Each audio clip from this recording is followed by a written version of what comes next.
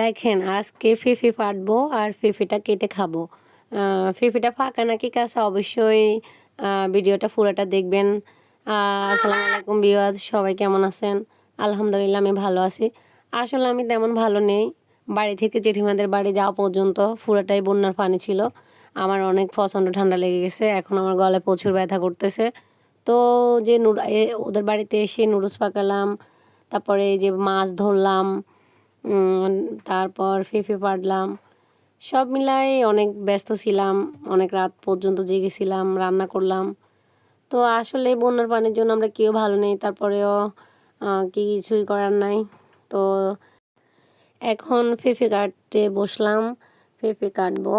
তো ফেফেটা অনেক বড় এবং কি ওজন, সেজন্য আমি কাটতে মানে আমার একটু প্রবলেম হচ্ছে। তো আসলে এত বড় ফেফে,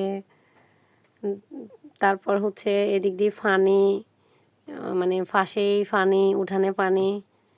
তো আসলে পেঁপেতে ভিটামিন আছে, এটা আমরা সবাই জানি। পেঁপে একটি ভালো খাবার। আসলে মানে আমার মতে সবাই ঘরের সামনে একটা একটা পেঁপে গাছ থাকা উচিত, আর জায়গা বেশি থাকলে আরও বেশি পেঁপে গাছ লাগানো উচিত। কিন্তু দুঃখের বিষয়, আমি যখনই পেঁপে গাছ লাগাই তখনই মরে যায়। আমার একটা পেঁপে গাছে হয় না, আর সব কিছু লাগাইলে হয়।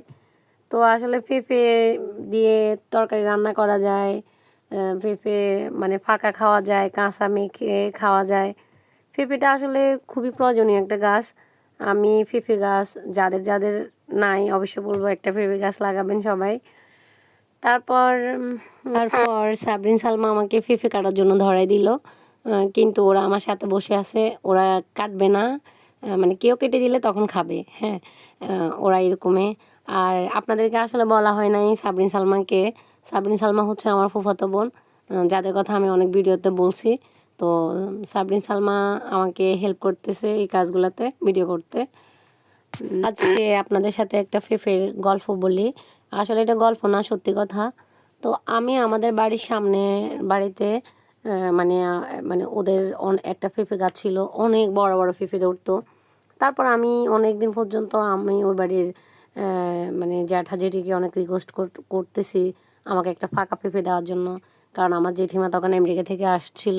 মানে আমি ওই বাড়িতে ফাঁকা পেঁপে নিব, প্লাস ওই পেঁপে থেকে বিসি হলে ও বাড়িতে লাগাবো, এই আশায় আমি বড় একটা পেঁপে নিয়ে গেলাম। অনেক রিকোয়েস্ট করে, ওরা দিতে চাচ্ছিল না।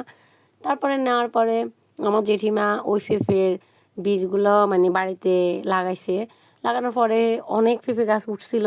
তারপর ওই পেঁপে গাছগুলো লাগাইছে, ওগুলো থেকে অনেক বড় বড় পেঁপে ধরছে।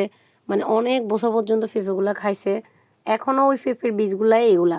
তো আসলে এভাবে মানে যে কোনো ফল গাছ লাগানোর জন্য সবাই সবাইকে হেল্প করবেন।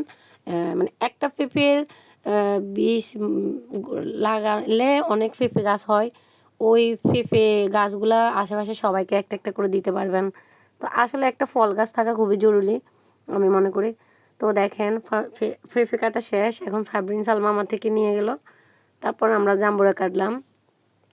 তো এই জাম্বুরাটা একটু কাঁচা, এত বেশি ফাঁকে নাই। তো আসলে কি করব, সবাই একসাথে হওয়াতে মানে সবাই খেতে চাচ্ছে, এই জন্য কাটলাম। তারপর আসলে এই জন্যই ফল গাছ লাগানো উচিত। এই যেমন এই ফল গাছগুলো থাকার কারণে আমরা খাচ্ছি, বা আমাদের ফল গাছ আছে আরেকজনে খেতে পারতেছে। ফল গাছ সবসময় সবাই লাগাবেন, কারণ মানে সবারই ফল গাছ থাকা দরকার। তো আসলে আমি আমার গাছের উপর আমার একটু বেশি আকর্ষণ। আমি সবসময় ছোটোবেলা থেকে গাছ লাগাইতাম, জমিনে সবজি করতাম। এবার যখনই কোনো খালি জায়গা থাকে ওখানে গাছ লাগাই। আমার কাছে ভীষণ ভালো লাগে গাছ লাগাইতে।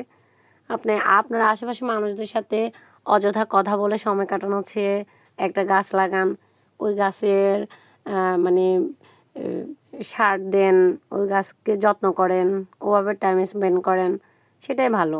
তো আসলে মানুষকে সময় দিলে সেই সময়ের আসলে কোনো মূল্য নেই, একটা গাছকে সময় দিলে সেটার মূল্য অনেক বেশি হবে। তো দেখেন এই জাম্বুরাগুলোতে অনেক ভিটামিন, তো তারপরে পেঁপেতে অনেক ভিটামিন। তো এই ধরনের ভালো ফল গাছগুলো অবশ্যই লাগাবেন। তো আসলে বন্যার পানিতে আসলাম, আর বন্যার পানিতে আসলে শেষ পর্যন্ত কী হয় জানি না, মানে যেভাবে পানি ওঠা শুরু হয়েছে আমাদের বাড়িতে ঘরের ফার্নিচার সব অলরেডি শেষ, পুরো ঘরের অর্ধেক পানি উঠে গেছে। আল্লাহ জানে মানে ফাইনালি কী হয়। আমি এখানে যদিও এসে এগুলো খাচ্ছি, আসলে আমার মনের ভিতর বাড়ির কথা অনেক চিন্তা, বাড়িতে কি হচ্ছে না হচ্ছে আসলে কি বলবো। কারণ মানে আমাদের মতো সাধারণ ঘরের মানুষদের কোনো কিছু ক্ষতি হলে পরে সেটা আর মানে তৈরি করতে অনেক সময় লাগে এবং অনেক কষ্ট হয়।